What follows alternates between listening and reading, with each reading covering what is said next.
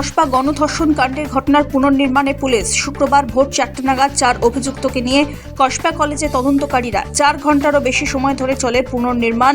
Union room থেকে guard room প্রত্যেকটি জায়গায় নিয়ে যাওয়া হয় 3 অভিযুক্তকে।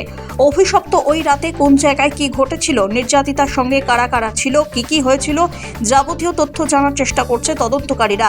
ভিডিওগ্রাফি করা হয় প্রতি মুহূর্তের, দেখা হয় সিসিটিভি ফুটেজও। ফের স্বাভাবিক ছন্দে ফিরছে কসবা আইন কলেজ। সম্ভবত সোমবারই শুরু হতে পারে পঠন পাঠন। আলিপুর আদালতে এমনটাই জানালেন আইনজীবী। তবে বন্ধ থাকবে গার্ড রুম এবং ইউনিয়ন রুম। ক্রাইম সিন যেমন ঘেরা তেমনই থাকবে। পুলিশও মোতায়েন থাকবে কলেজ চত্বরে। কলেজে ঢোকার ক্ষেত্রে পরিচয়পত্র বাধ্যতামূলক। ভোট পরবর্তী হিংসায় মৃত্যু হয়েছিল বিজেপি কর্মী অভিজিৎ সরকারের। সেই মামলায় সম্প্রতি চার্জশিট পেশ করেছে সিবিআই। চার্জশিটে নাম রয়েছে তৃণমূলের বিধায়ক পরেশ পালের। শুক্রবার সেই মামলায় পরেশ পালকে হাজিরা দেওয়ার নোটিশ দেওয়া হয়। সঙ্গে নোটিশ পেয়েছিলেন আরও 2 তৃণমূল কাউন্সিলর। কিন্তু শুক্রবার আদালতে হাজির হননি পরেশ, হাজির হননি কাউন্সিলররাও। এবারে শেষ সুযোগ দেওয়া হলো বিধায়ককে। আগামী 18 জুলাই আদালতে হাজিরা দিতেই হবে। কালীগঞ্জ বোমা কাণ্ডে নিহত নাবালিকার ঘটনায় গ্রেপ্তার আরও এক। গ্রেপ্তার কাশেম শেখ। তদন্তে গতি আনতে নিহত নাবালিকার মা বৃহস্পতিবারই দ্বারস্থ হন কলকাতা হাইকোর্টের। তার একদিনের মাথাতেই এই গ্রেফতারি। তবে 24 জনের বিরুদ্ধে এফআইআর জমা হলেও এখনো পর্যন্ত গ্রেপ্তার 10। নাবালিকাকে ধর্ষণ, অবসরপ্রাপ্ত স্কুল শিক্ষক তৃণমূল নেতার যাবজ্জীবন কারাবাসের শাস্তি ভোট পরবর্তী হিংসার মামলায়। 4 বছর আগে রাজনৈতিক প্রতিহিংসার কারণে বিজেপি সমর্থকের 9 বছরের মেয়েকে ধর্ষণ করেছিলেন তৃণমূল নেতা বলে অভিযোগ ছিল।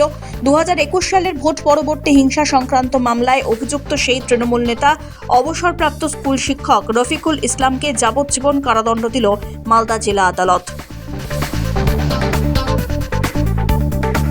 ভুয়ো ডিগ্রির জেরে বছরের পর বছর রোগী দেখার অভিযোগ। 2 বছরের জন্য রেজিস্ট্রেশন বাতিল হতেই কলকাতা হাইকোর্টের দ্বারস্থ চিকিৎসক শান্তনু সেন। রাজ্য মেডিকেল কাউন্সিলের পক্ষ থেকে তাঁর ডিগ্রি বাতিলের নির্দেশ খারিজের আবেদন শান্তনুর। বিচারপতি অমৃতা সিনহার এজলাসে মামলা দায়ের। আগামী সপ্তাহেই মামলার শুনানির সম্ভাবনা। বাংলার পাশাপাশি ভাসছে উত্তর ভারতও। প্রবল বৃষ্টিতে ভয়াবহ বন্যা। বিধ্বস্ত হিমাচল প্রদেশ। মৃতের সংখ্যা বেড়ে 63-র বেশি। জাতীয় সড়কের ওপর দিয়ে বইছে নদীর জল। একাধিক জায়গায় নেমেছে ভূমিধস। হরপাপানের জেরে ভূমিধসের পাশাপাশি ভেসে গিয়েছে একাধিক বাড়িঘর। সবথেকে বেশি ক্ষতিগ্রস্ত মান্ডি জেলা।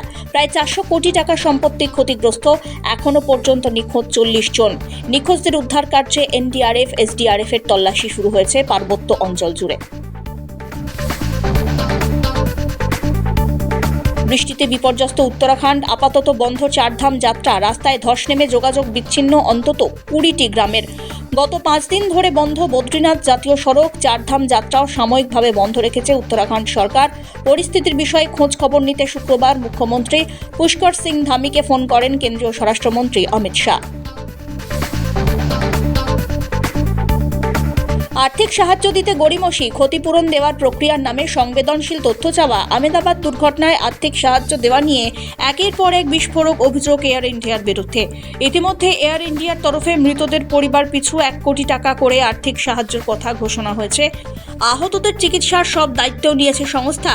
অবশ্য সেটা এয়ার ইন্ডিয়ার মহানুভবতা নয়, বরং বাধ্যবাধকতা। কিন্তু অভিযোগ উঠেছে এয়ার ইন্ডিয়ার ঘোষণার পরেও বহু মৃতের পরিবারকে আর্থিক সাহায্যের টাকা এখনো দেয়নি।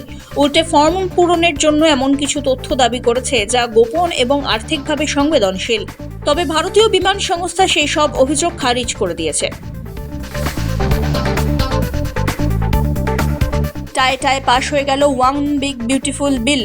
মার্কিন রাজনীতিতে প্রেসিডেন্ট ট্রাম্পের কর্তৃত্ব আরও একবার স্পষ্ট হলো। পক্ষে 218, বিপক্ষে 214টি ভোট পড়ে। এই বিলের মাধ্যমে কর হ্রাস, সামাজিক নিরাপত্তায় বরাদ্দ কমানো, সেনাবাহিনীর ক্ষমতা সক্ষমতা বাড়ানো এবং অভিবাসন নিয়ন্ত্রণে খরচ বাড়ানোর কথা বলা হয়েছে। এই বিল ঘিরে এলন মাস্কের সঙ্গে দ্বন্দ্বে জড়িয়েছিলেন মার্কিন প্রেসিডেন্ট ডোনাল্ড ট্রাম্প। মাস্ক বলেছিলেন এই বিল আইনে পরিণত হলে তা রিপাবলিকান পার্টির রাজনৈতিক আত্মহত্যার শামিল হবে, লক্ষ লক্ষ কর্মসংস্থান ধ্বংস করে দেবে। যদিও নতুন অর্থ বিলটিকে বারবার বড় এবং সুন্দর বিল বলেই ব্যাখ্যা করে এসেছেন ট্রাম্প।